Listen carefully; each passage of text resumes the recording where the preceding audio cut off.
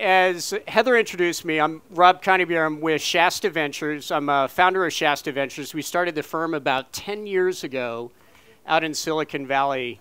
I've been in venture capital for about 18 years. And one of the things that you realize as a venture capitalist, especially when you're focusing on the earliest stages, is that understanding where the future is going is actually, it is incredibly important. So it's something that we spend a lot of time thinking about.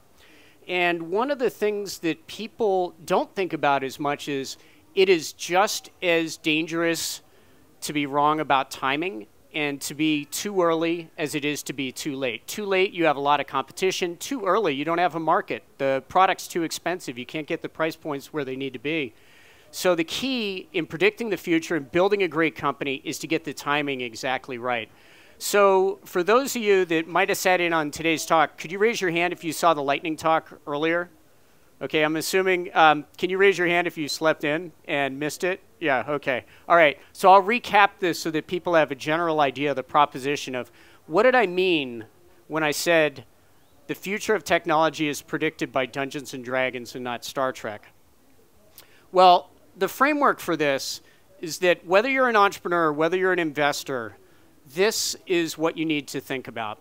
And you get paid the big bucks if you're right when everybody else thinks you're wrong. That's the idea of being contrarian. If you're wrong, it doesn't matter whether it's what everybody thinks is going to be the future or they don't think is going to be the future. You still just lose 1 times your money.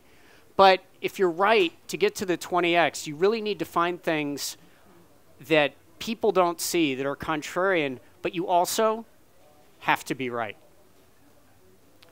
So conventional wisdom, I talked about this earlier, is that the future is going to look a lot like Star Trek. Flying cars, all these great technologies, teleporters, etc.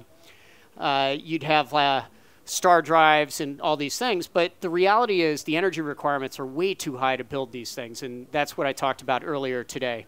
And the only thing that is actually anywhere near happening in the future anytime soon is robotics.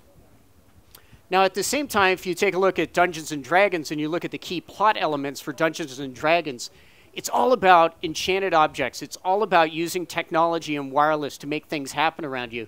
Casting spells is a lot like the applications that you see on your iPhone or your Android device today. You think about controlling your Sonos system. You think about talking to it like you would talk to Siri. You think about ordering food through things like Grubhub or ordering transportation through something like Uber. Take a look at flying creatures. You have flying robots, drones, things that weren't possible before. And then finally, bioengineered organisms. I don't spend a lot of time thinking about or looking at that area, but these are things when you think about orcs and ghouls and these characters that you see in Dungeons and Dragons. You look at Dolly the cloned sheep. You look at what's going on with genetically modified organisms. There's a lot of stuff that's actually going on in this area right now. So this is an important framework for thinking about the future. And one of the analogies I drew this morning is this idea that any sufficiently advanced technology is indistinguishable from magic, but magic has rules. Technology has rules. And very specifically, when you look at these devices, these enchanted objects that are out there today, they draw power. And if you just assume a 100 milliwatt power draw per device nonstop for a year, a device draws about 3 times 10 to the 6 joules per year. It's a long-winded way of saying they don't require a lot of power. And if you look at the advances in Moore's law, which has been historically about doubling semiconductor capabilities every 18 months, you can look at it both in terms of advances in processing power. You can look at it as increases in density of memory, but you can also look at it as a reduction in power. And you know that every 18 months, you're going to require half the power that you did before. So you can either do it the hard way and look at more power requirements and more energy and better batteries, but battery technology is only advancing at 3 to 5% a year. But if you look at it the other way and you look at technologies that are going down, you have semiconductors are requiring less and less power to do more and more capability. So when I look at the future of technology, I look at where are these trends that are very predictable, that they're hiding under everybody's proverbial nose, but you know are absolutely going to happen. And you can't gamble on massive improvements in energy, but you certainly can take to the bank the improvements that are going to happen in semiconductor technology.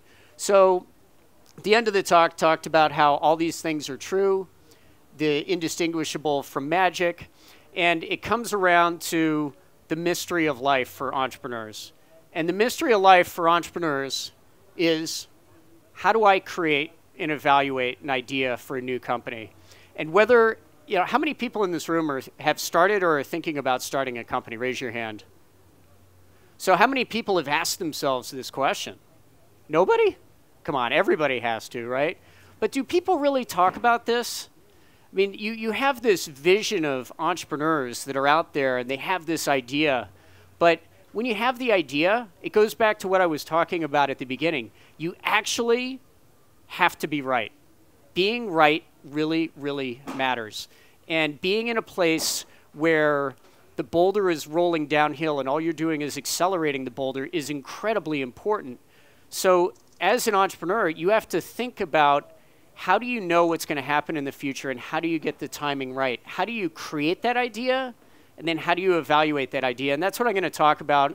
I'm going to get through this pretty quickly, and then I'll get into Q&A so that people can ask me any questions they're interested in around this. I've been doing this for about 18 years, and I'm not the guy who comes up with the ideas, but I see a lot of stuff come through. I've seen a lot of things over time where I've said, that's a crazy idea. That'll never work, and I've been wrong.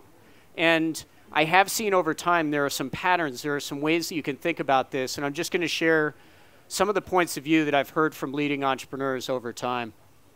So creating startup ideas, where do these ideas come from? Well, I think where I'm going to start with this is not going to be a surprise for people in the room, which is go ahead and just take a look at the trends that are out there and extrapolate those trends. Look at what starts to happen. So if you look at advances in semiconductor technology and an amount of memory, you would ask yourself the same sort of question that Tony Fadell asked himself when he was creating the iPod over at Apple for Steve Jobs. And it was, what if I could fit an entire library of songs in my pocket? How would I do it? And originally it was with a hard drive, and it was looking at hard drive technologies. How would they get to where they need to be? And typically, technologies reach a tipping point where they get just good enough that they become powerful enough to go into a much more widespread audience. I think a great example of this is if you take a look at Instagram, for example.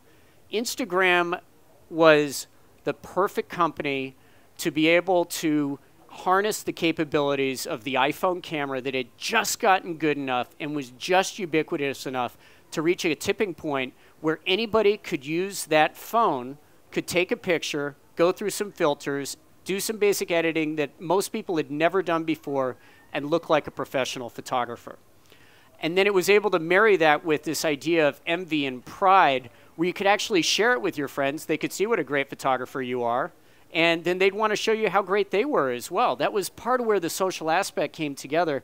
And when I talk about predicting trends, this is what I'm talking about. You take a look at something that's there, something that wasn't possible before, and these are almost always things that are hiding in plain sight. The second thing is really an extension of this, and it's about what wasn't possible before but is newly available. And when you look at platforms like the iPhone and you look at platforms like the Android device, for the first time in history, you have close to 1.5 billion people around the planet that have these devices. And part of the reason that you have such an explosive surge in a company like Uber today is because all these people have smartphones. All these cabbies, all these drivers have smartphones. So for the first time, you could do location tracking, you'd have mapping, you'd be able to connect to your credit card and to a payment system. So it allows you to build these explosive businesses that weren't possible before. And the best, most interesting, largest businesses are ones where you have a capability that wasn't possible before and you hit these inflection points. And then finally, you have to keep an open mind. One of my favorite phrases is that there's a difference between having an open mind and having a hole in your head. And when you look at businesses, you avoid having the hole in your head by being intellectually honest. You might have a creative, crazy, great idea, but you have to look for what are the showstoppers in that idea that would keep you from moving forward. So when you evaluate these startup ideas, I've taken the 4 bullet points that I have here from Aaron Patzer. Aaron was the founder of Mint, a very popular company that was Mint.com. It was acquired by Intuit. We've backed him in his new startup, which is called Fountain.com, and they're doing an iPhone application now. It's very early days. But between the time that he founded Mint, got it started, sold it to Intuit, and then started Fountain, he went through and he evaluated probably hundreds of ideas. And the 4 bullet points that I'm going to talk about here are the bullets that he used to think about those ideas. Some of those ideas he went very deeply on. He looked at the future of transportation, for example. He looked at what it would take to maybe build a self-driving car in different areas. And he went through and he applied these principles that I'll talk about here, and he rejected a lot of them. He rejected a lot of companies' ideas before he started Mint, and he rejected a lot of ideas over the last couple of years before he started his latest company. So the first one is, does it solve a real problem? And this is a problem that would pass any number of tests, that if you went ahead and you presented it to your friends, you presented it as Alistair liked to talk about in the introduction this morning, the grandma test. If you could show it to a grandmother, you know, would it solve a real problem? So they're big scalable problems, and it's something that people fundamentally would feel value in. You don't have to ask up front about whether they would actually pay you for it, but you would have to ask whether they would find real value in it, and is it something that they might use on a weekly or a daily basis. Second question is, does it solve a problem in a big market? And that's really going into this pain point. If you're starting a business, and this may just be my Silicon Valley mindset, it's not worth starting something unless you think it has the potential to be a very large and significant company. And you have to have something that ideally, if you want to build something that's life-changing, world-changing, something that you could truly imagine everybody in the world doing on a weekly basis or a daily basis. Now, third, there's this question of, can the solution make money? This is one that you'll hear different points of view from different entrepreneurs around. My view on this is that if something is of such value that people use it on a daily basis or a weekly basis, and they use it instead of alternatives, eventually you will get paid for it. And you take a look at companies like Facebook, you take a look at companies like Twitter, you look at a lot of the social media companies, this is something that people will pay for.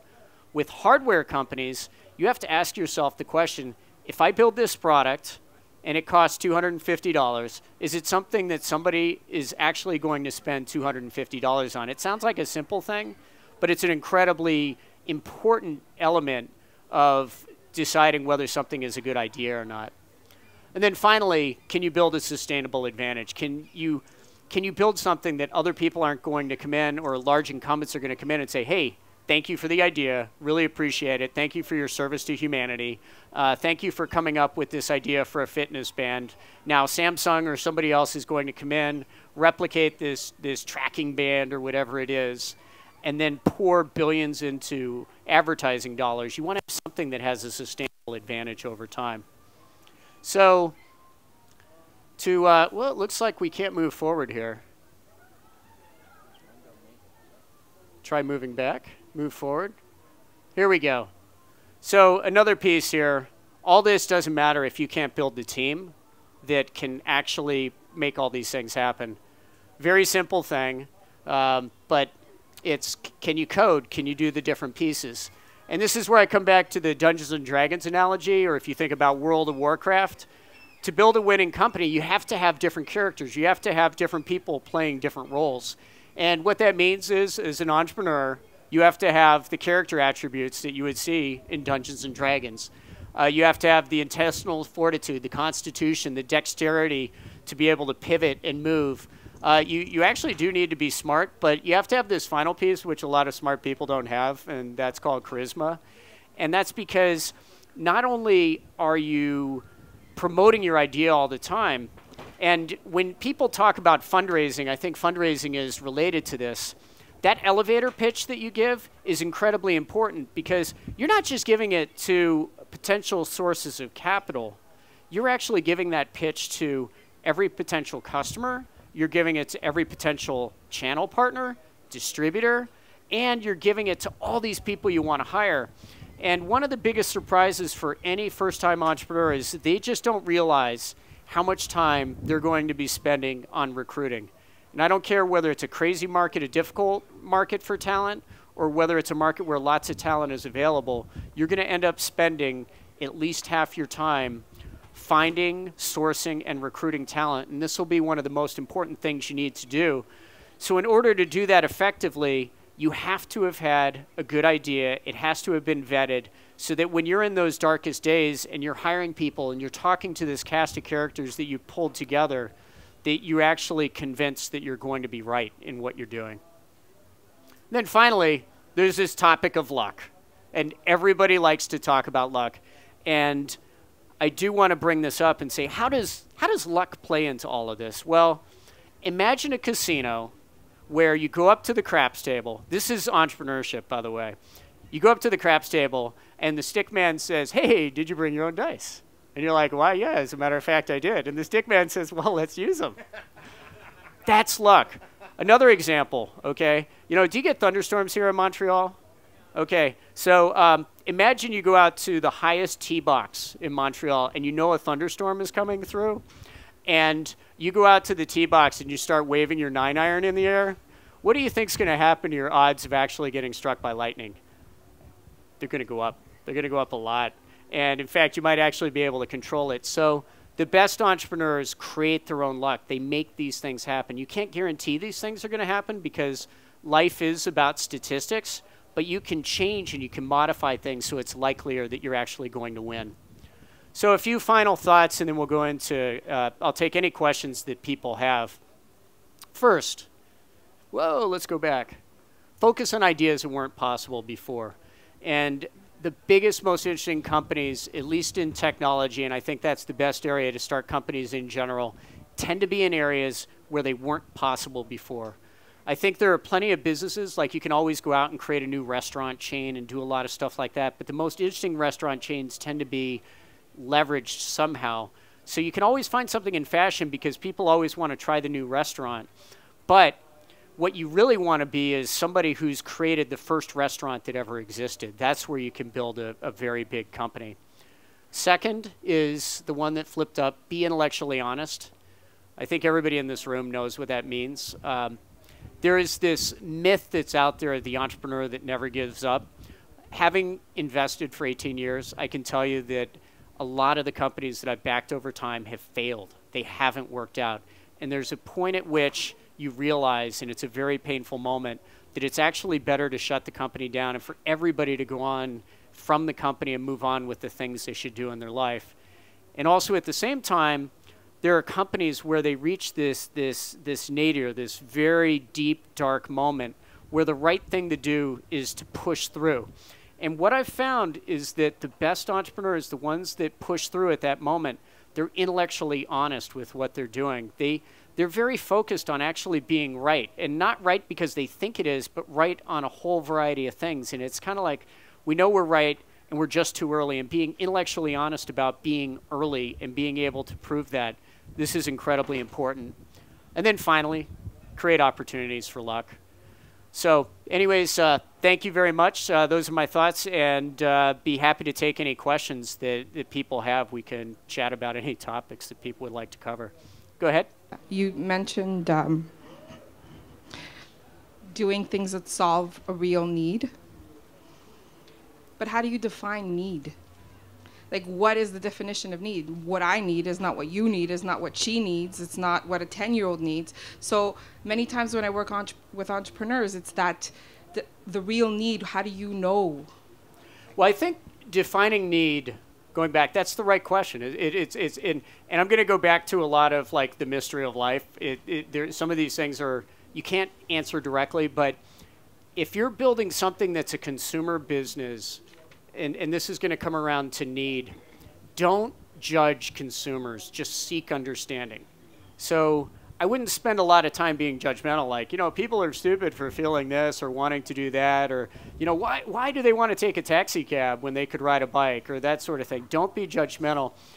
When you think about a need, it can be kind of a relatively simple need, but it's something that people feel on a daily basis or a weekly basis. And some of those could be needs like just feel a need to share stuff about their lives. So like in social networking, you see a lot of that. And it could be they just feel a need to share a moment with other people. And then you find a technology like photography or something like that. So it can encompass so many things, but it tends to be a need that a lot of people have and that is more intense than you might think it is. So I'm talking about consumer psychology.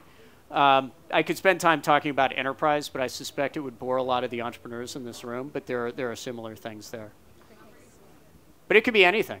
I mean, it really could be anything. Sure. Oh, wait, it's a ways for them to walk with it. We'll keep one in back, and then we'll let Alistair ask me a question. My question is about the sustainable advantage. Can being contrarian be part of that? I mean, assuming that what your idea is just doesn't fit with what most people think is the way things are going to move forward.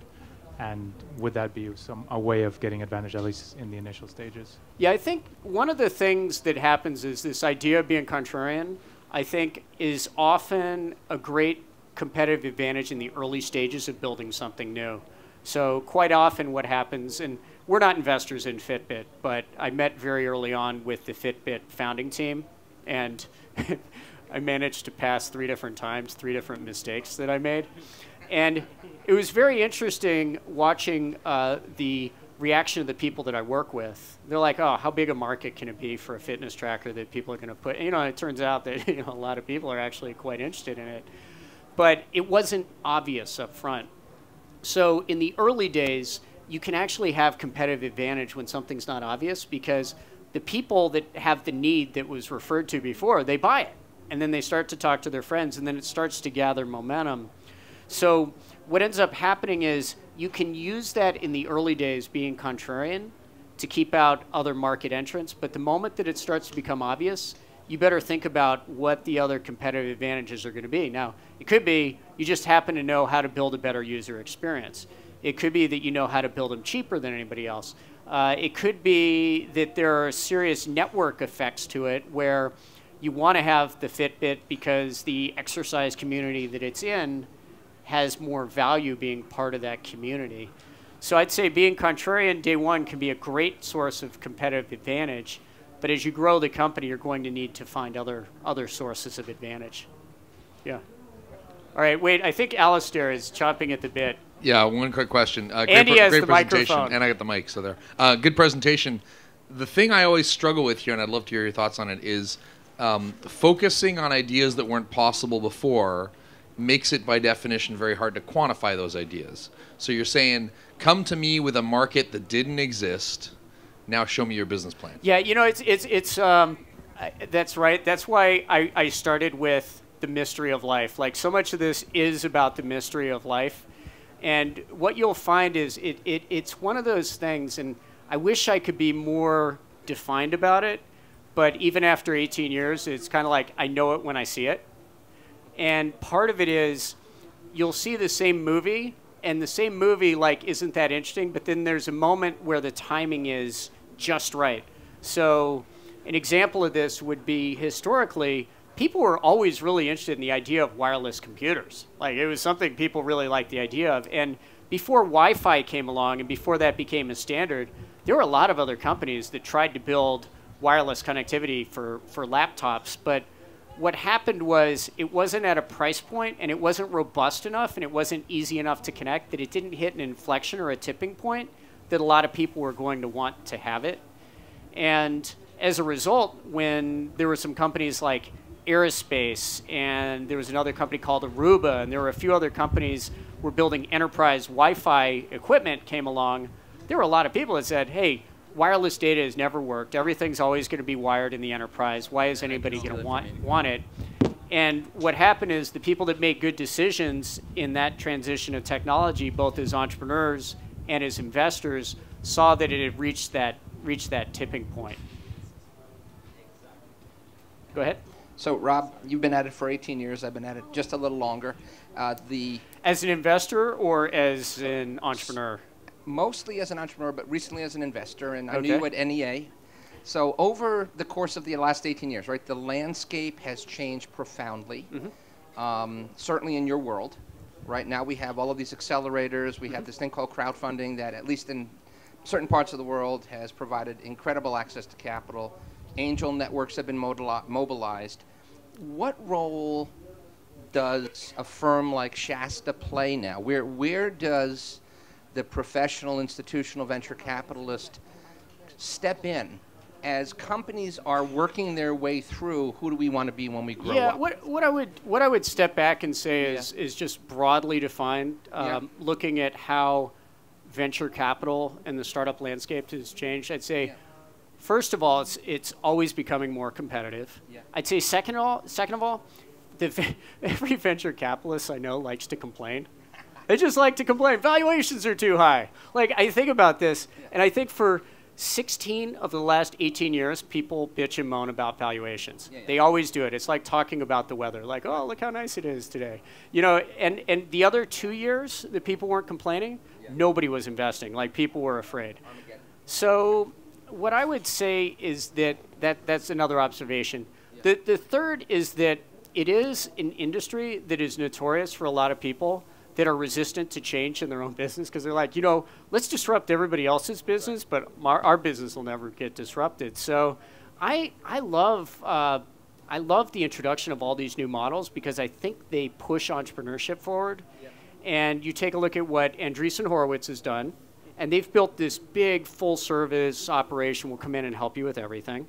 You have the incubators, like Y Combinator and others that say we're going to invest in everything, and we're going to have a very focused educational and networking program to help these folks. You have AngelList taking a different model. You have other people taking a model. The model that we've elected to pursue with Shasta is one we think of as a boutique strategy, which is we've raised funds that on an inflation-adjusted basis have been about the same for about 10 years now. Our first fund was 210. We just closed on a $300 million fund.